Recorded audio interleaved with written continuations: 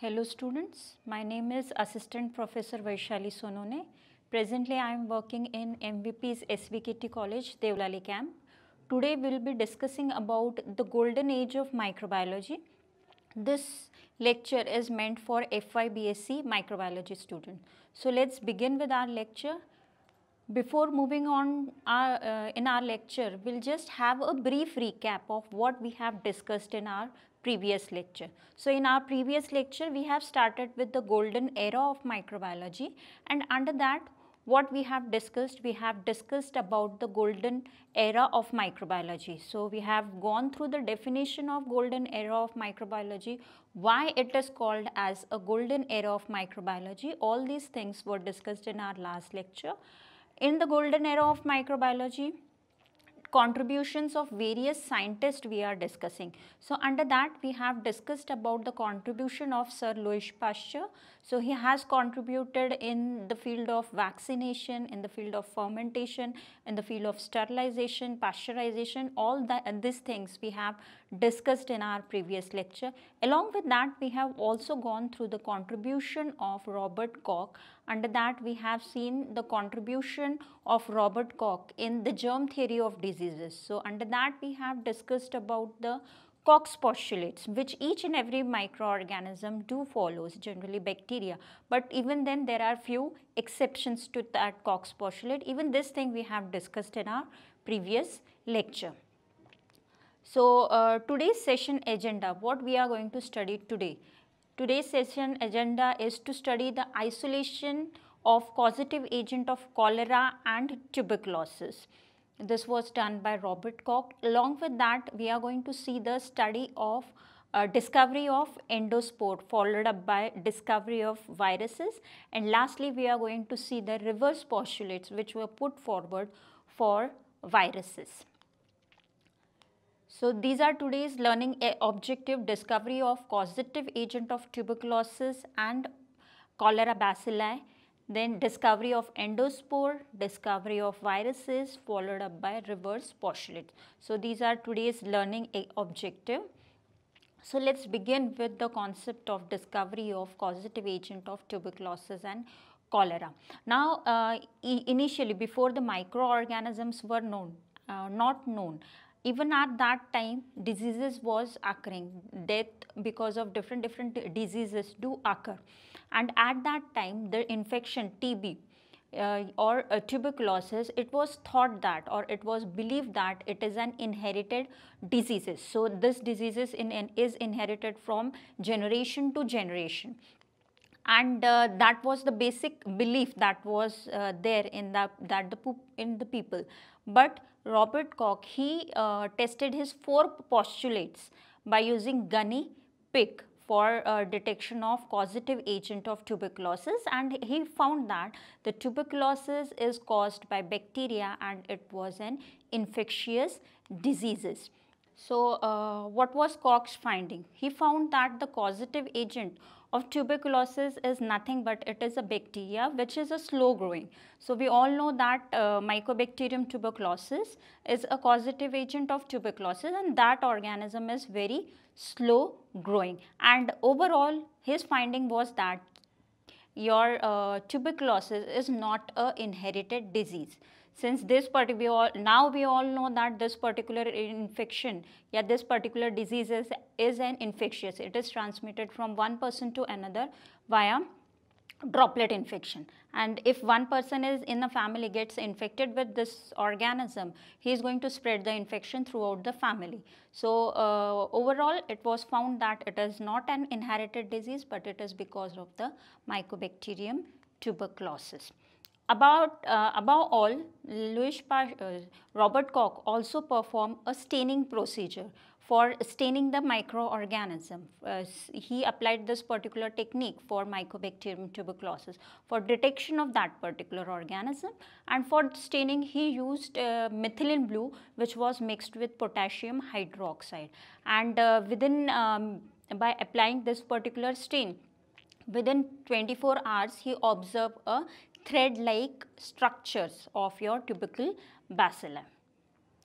Now let's talk about the detection or findings of cholera Vibrio cholera as a causative agent of your cholera.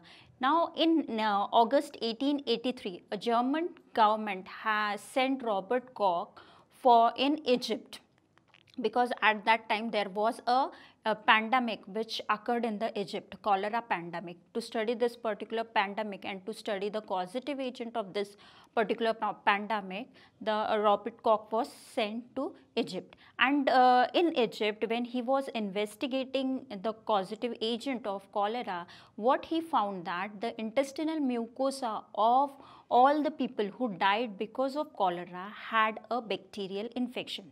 So their intestine had a microorganism or a bacterial infection.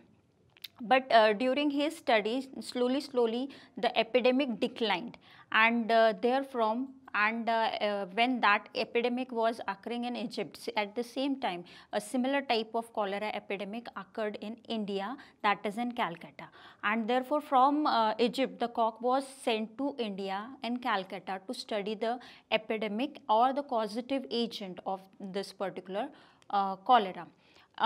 Soon during his investigation in India, he soon found that the Ganga river is the major cause or the major source of cholera bacteria. When autopsy of near about 100 dead bodies were performed, he found that all of them has a bacterial infection, and the same type of bacteria was isolated from the autopsy. Same type of organism was found in the Ganga river, and the same type of organism was found identified in the drinking water tanks. And so he concluded that that particular bacteria is basically the causative agent of the infection known as cholera. And this cholera bacilli was first isolated on 7th Jan 1884 by Robert Koch. Now, when he was studying this cholera bacteria, when he observed it under microscope, he found that a new type of bacteria is there. It has a typical bend-like or comma-shaped structure. And although he was convinced by performing his postulate, he was convinced that it is the bacilli which he has isolated is a causative agent of this particular infection. Now let's move on to the discovery of endospore. So endospore, it was discovered by Ferdinand Koch in and Ferdinand Koch is also known as father of modern bacteriology. Now when we talk about, he was the first one to show that bacteria can exist in two forms. One is your sporulating form and vegetative form. Now this is an image which is showing you the sporulating bacteria or the bacteria which is having a endospore. Now when we talk about endospore, the endospores, as I told you that it was discovered by Ferdinand Koch. Endospore is generally produced by a rod-shaped bacteria. Most of the bacilli has a tendency to produce the spore, and production of spore or production of endospore by a microorganism make it resistant, make it favorable to withstand adverse conditions. And these sporulating organisms can survive for longer period of time. So what he found that organism or a bacteria, basically rod-shaped bacteria, can exist in two different forms. One is a oval or round form and another one is the rod form. So oval and round form is your endospore, whereas the rod form is the vegetative cell of that particular bacteria. Now moving on to the next is the discovery of viruses. Now the scientific study of viruses, it generally began very late in the 19th century, at the end of 19th century, or you can say at the end of near about golden era of microbiology. Now Louis Pasteur and Edward Jenner, these were the two scientists who first designed the vaccine against the viruses. Like Louis Pasteur had designed a vaccine against your rabies virus, and Edward Jenner was the one who discovered the vaccine against smallpox. But even though they have designed a vaccine against viral infection, even then they were not aware of the thing that virus do exist in nature, or any other organism, any other microorganism apart from bacteria do exist in nature. Now, in 1884, now how these viruses were discovered? Now, in 1884, French microbiologist was there named as Charles Chamberlain. Now, this Charles Chamberlain, he invented a filter that is known now, which is known as your Chamberlain filter, in due respect to the scientist who invented that particular filter. Now, this Chamberlain filter had a pore size by which your bacteria can be retained, and a solution or a fluid which is having a bacteria, if it passes through Chamberlain filter, that fluid can be made free from bacteria, since the bacteria will be retained at the top of that particular filter. So, if we pass a solution containing a bacteria, the filtrate will be free of bacteria, and this filter can be used to remove the bacteria completely. Now, in 1876, Adolf Meyer, who was a director of agricultural experimentation station, he was the first one to show the tobacco mosaic disease, and he put forward that this particular disease is an infectious disease, and he thought that this particular disease is basically a bacterial disease, and which occur because of the toxin that is produced by the bacterium. But later, a Russian biologist was there named as Ivansky. He was the one who first discovered the viruses. He used a Chamberlain filter for his study. Now, for discovery of viruses, what he did?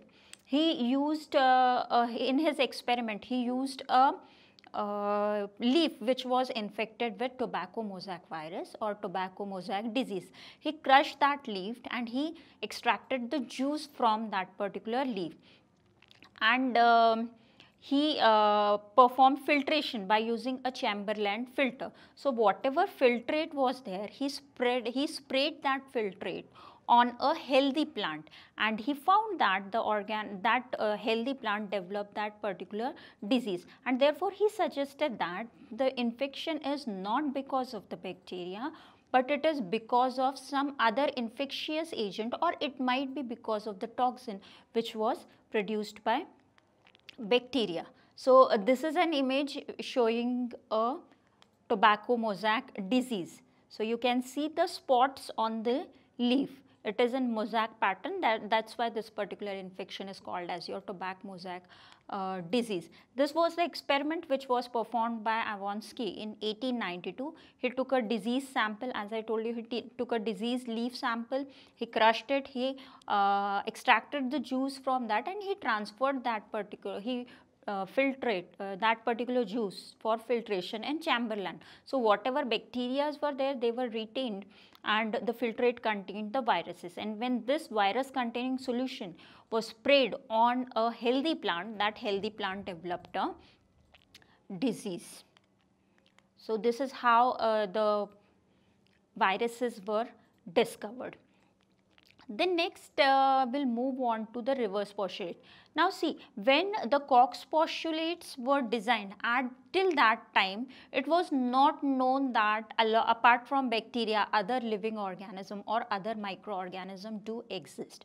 So discovery of viruses was not at all done during that period of time, and therefore as in last lecture we have discussed that there are some exceptions to your Koch's postulate, and viruses are one of the exceptions to Koch's postulate, because you can't isolate viruses from a living host and you can't cultivate it on normal nutrient media.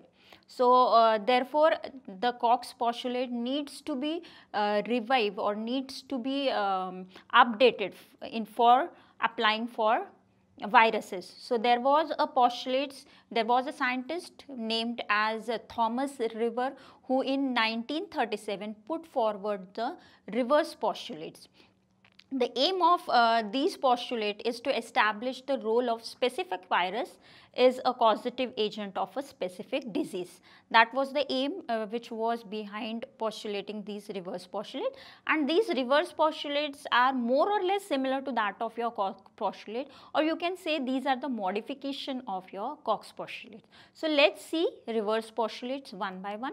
So the very first postulate of river is the viral agent must be found either in the host body fluid at the time of disease or in the cells showing lesion specific to that particular disease.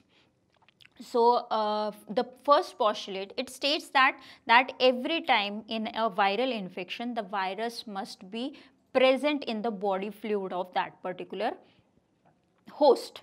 Either it is plant or it is animal, in the body fluid the organism should be present, or the lesion which is caused by that particular virus, the virus should be present there. This is the first postulate of a river.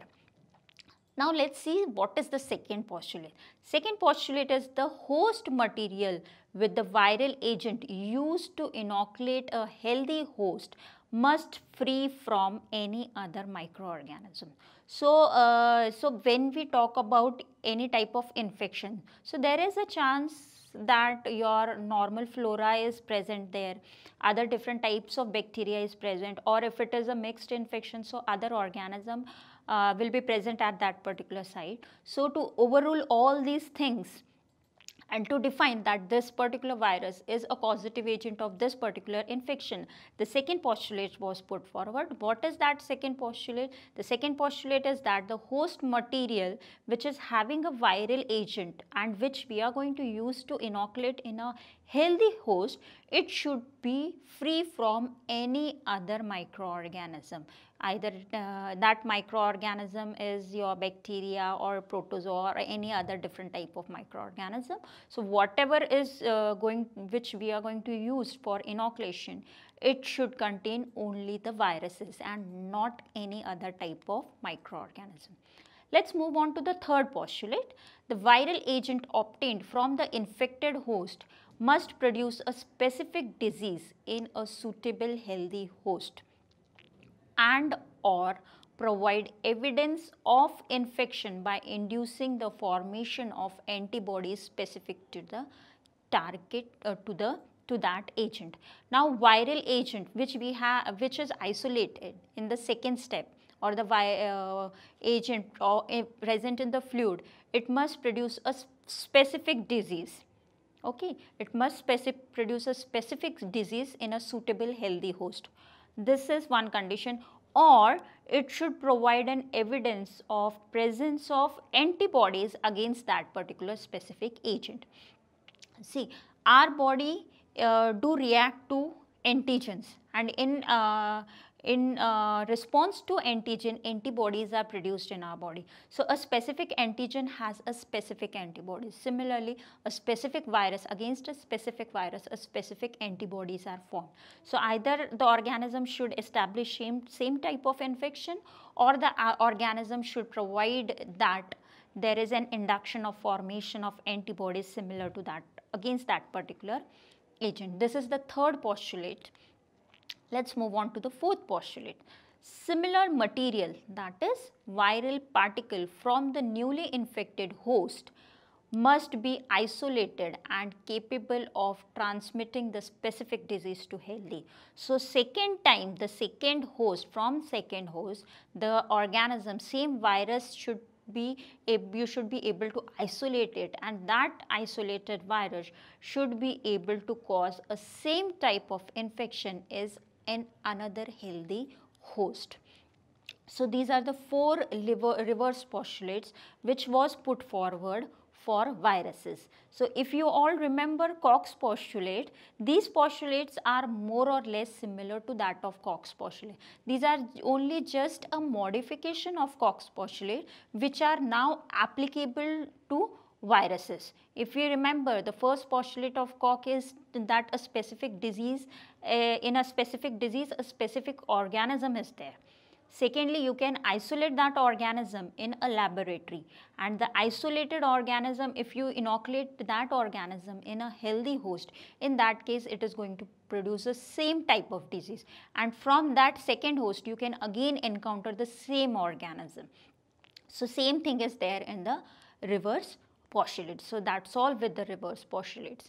So that's all for today's lecture. Let's have a brief summary of what we have discussed in our today's lecture. So in today's lecture we have discussed about how tubercle bacilli, or how cholera, Vibrio cholera was identified as a causative agent of cholera and TB.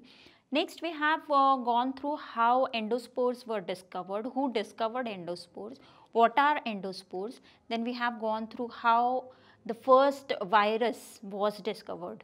We have seen tobacco mosaic virus, we have seen how it was discovered, and we have seen the experiment that was conducted for discovery of virus. And lastly, we have seen the reverse postulates. Now, moving on to next is the assignment for all of you. Firstly, you have to write a note on contribution of Robert Koch.